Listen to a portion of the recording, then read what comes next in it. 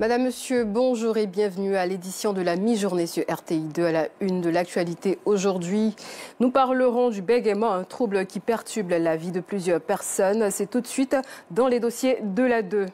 Au Cameroun, Paul Biya a été réélu pour la 8e fois à la tête du pays avec 53,66% des voix. L'annonce a été faite par le Conseil constitutionnel ce lundi. Hier, Issa Chiroma Bakari a appelé ses partisans à descendre dans les rues du Cameroun pour revendiquer sa victoire. Merci de suivre l'information sur RTI2. Débutée depuis le 8 septembre dernier, la rentrée scolaire est marquée par un constat majeur dans les librairies papeteries, celui du manque des manuels scolaires au programme dans les rayons.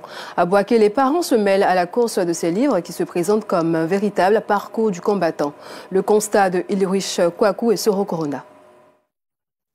Ndri Raphaël, infirmier à la retraite, parcourt depuis plusieurs jours les rayons des librairies de Boaké pour obtenir les manuels scolaires au programme. En ces débuts d'année scolaire, se procurer la totalité des éléments de la liste de fournitures pour son petit-fils est un vrai parcours du combattant. Il m'a montré quatre livres à acheter. Les quatre ne sont pas là.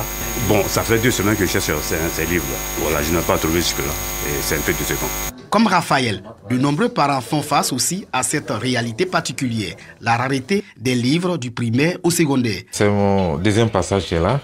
Je repasse encore pour les commandes faites par les enseignants des enfants pour voir si je peux trouver ces ouvrages-là. Sur 4, j'ai pu avoir seulement que 1, physique-chimie, 4e. Nous n'avons pas du tout ce que nous voulons. Et cela, c'est depuis la rentrée. Ma fille de 3e comme ça, c'est maintenant que j'ai reçu son roman. Et actuellement, on est en train de chercher pour la seconde. Je suis rentrée, je n'ai pas eu, je vais ailleurs encore.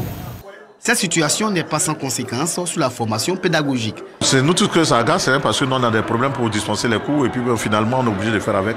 On a environ une 60aine d'élèves dans cette classe-là. Sur une table, on a un seul roman et tous les élèves viennent s'agglutiner là-dessus. Vous voyez que honnêtement, c'est sûr que beaucoup ne suivront pas le cours. Souvent nous avons des commentaires négatifs qui disent que partez acheter vos livres.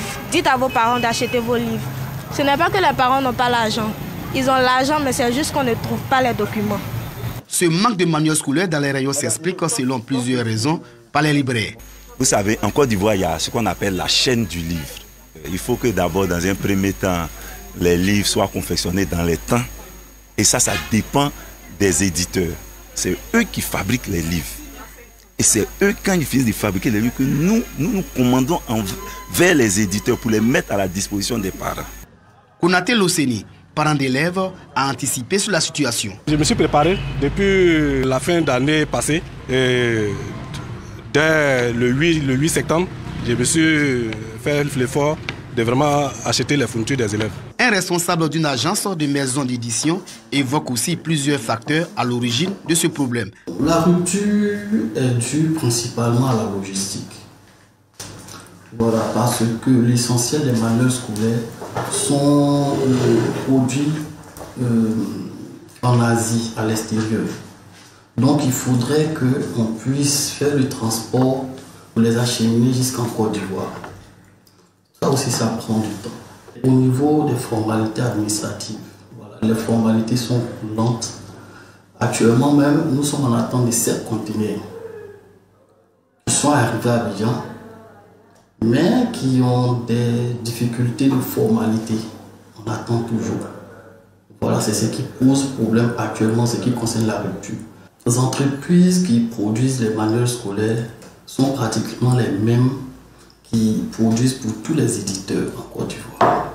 Donc du coup, ça fait un trop-plein. La maison d'édition rassure sur les perspectives pour pallier ce manque de fournitures scolaires. Dans une semaine, voire 10 jours, tout ce problème-là sera résolu. Hier, on a reçu un camion. Aujourd'hui, on a fait les livraisons. En attendant, une solution rapide et surtout durable, enseignants et élèves s'activent pour une bonne année scolaire 2025-2026.